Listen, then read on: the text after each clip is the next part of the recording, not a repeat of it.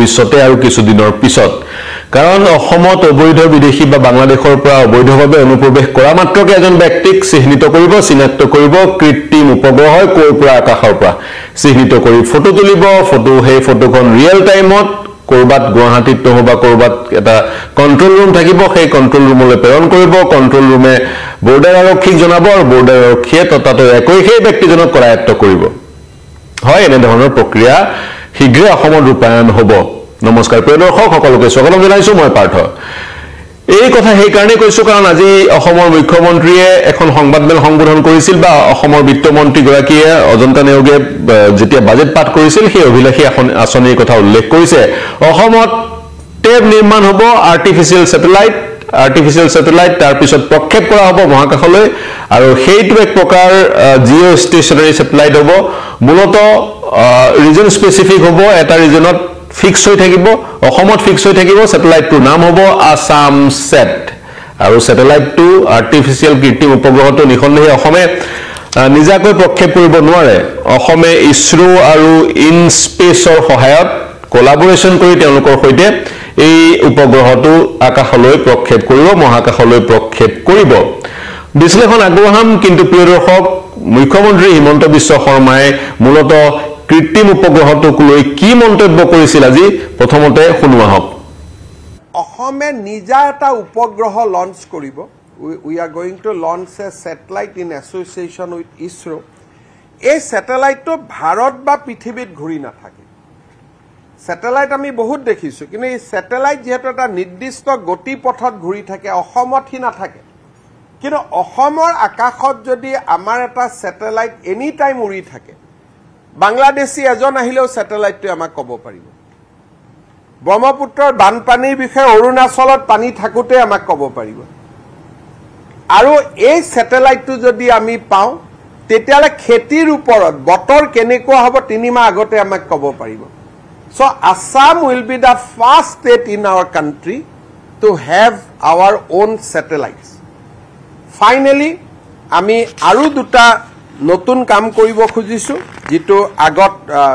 কৰ্ণাটকে announce কৰিছে Netflix দেখিছে কিন্তু নেটফ্লিক্সৰ দৰে আমি অসমৰ এটা OTT প্লেটফৰ্ম বনাব খুজিছো যাতে ভূপেন হাজৰিকা জয়ন্ত হাজৰিকা ডক্টৰ বেজবৰুৱাৰ পৰা আৰম্ভ কৰি অসমৰ সকলো সেই আছিল অসমৰ মুখ্যমন্ত্ৰী তেওঁ ক'লে কি কামত আৰ্টিফিচিয়েল স্যাটেলাইট ব্যৱহাৰ হ'ব প্ৰথম কথা আৰ্টিফিচিয়েল স্যাটেলাইট সেই ধৰণৰ কামবোৰত ব্যৱহাৰ কৰাৰ যে প্ৰক্ৰিয়া সেই প্ৰক্ৰিয়া পুৰণি বিশেষকৈ বতৰৰ পূৰ্বানুমান বা এগ্ৰিকালচাৰ ল্যান্ড সমূহৰ ম্যাপিং কৃষি ভূমি সমূহৰ ম্যাপিং ইত্যাদি বৰষুণৰ আগজননী ইত্যাদি কাম-কাজ সমূহৰ কাৰণে কৃত্ৰিম উপগ্ৰহ ব্যৱহাৰ কৰাৰ গোটেই প্ৰক্ৰিয়াটো পুৰণি আৰু এতিয়া এক অভিলাষী প্ৰকল্প অসমে গ্ৰহণ কৰিছে 450 কোটি মান টকা ব্যয় কৰি অসমত তেনে ধৰণৰ স্যাটেলাইট প্ৰস্তুত হ'ব আৰু সেই স্যাটেলাইট ইছৰোৰ যোগেদি মহাকাশলৈ প্ৰক্ষেপ কৰা হ'ব কিন্তু তেওঁ কোনো সময় সীমা বান্ধি দিয়া নাই কিমান বছৰৰ ভিতৰত কিমান দিনৰ ভিতৰত সেই উপগ্ৰহটো নিৰ্মাণ কৰি উলিওৱা হ'ব আৰু উপগ্ৰহটো কেতিয়া মহাকাশলৈ প্ৰক্ষেপ কৰা হ'ব সেই কথা তেওঁ এতিয়া স্পষ্ট কৰা নাই এটা উদাহৰণ দিছিল তেওঁ বিগত সময়ত উমৰাংচুত কয়লাৰ অবৈধ খনন হৈছিল আৰু সেই কয়লাৰ অবৈধ খনিত বহু লোকৰ মৃত্যু হৈছিল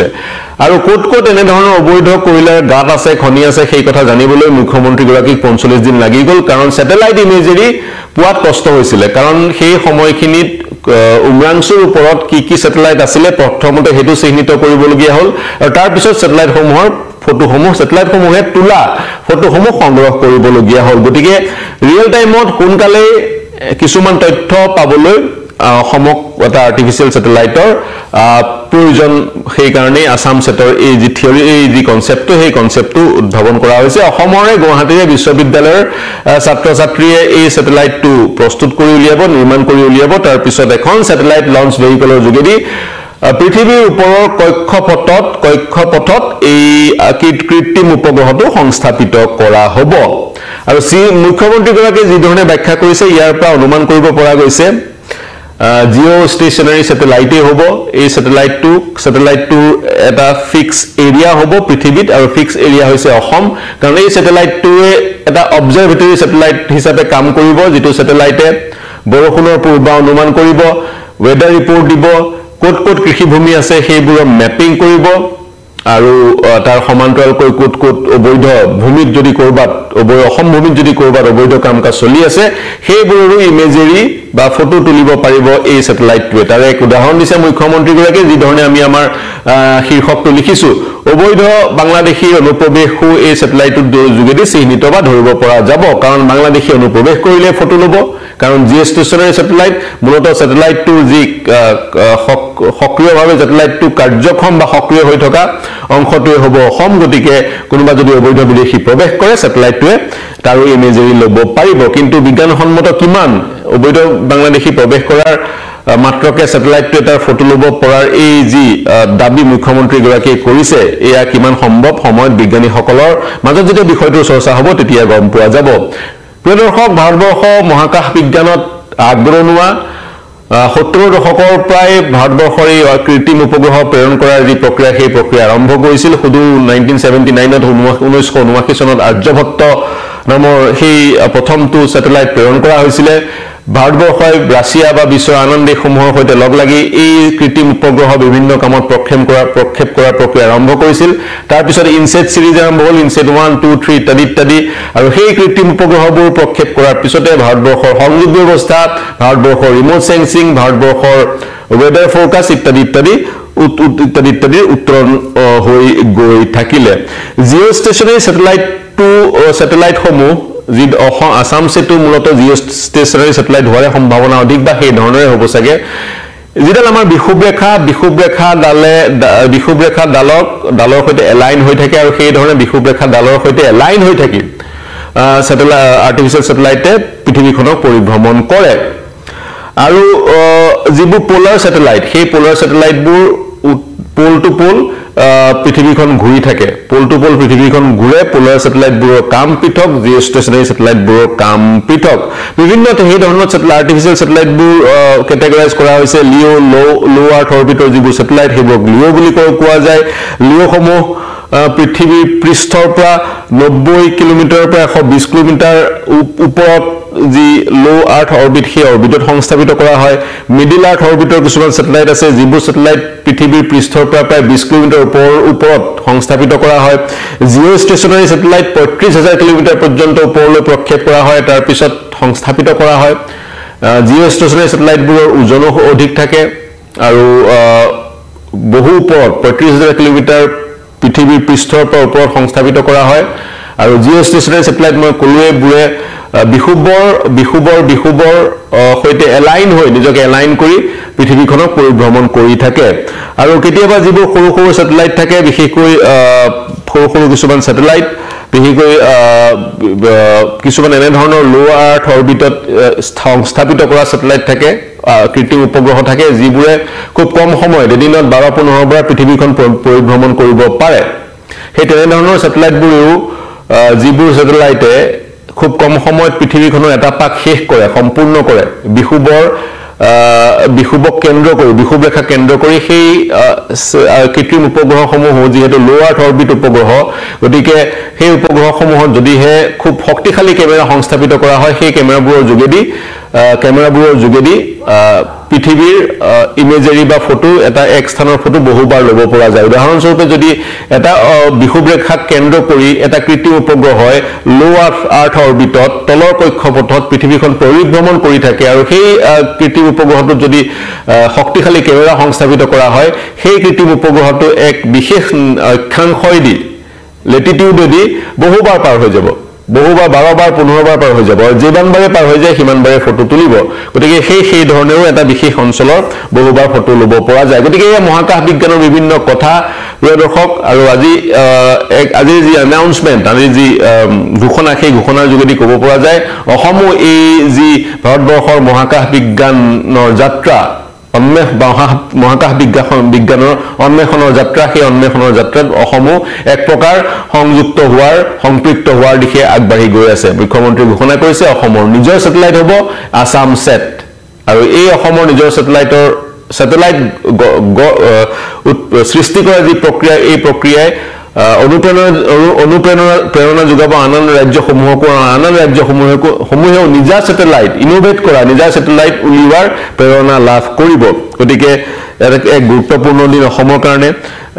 ইলিগেল এক্টিভিটিজ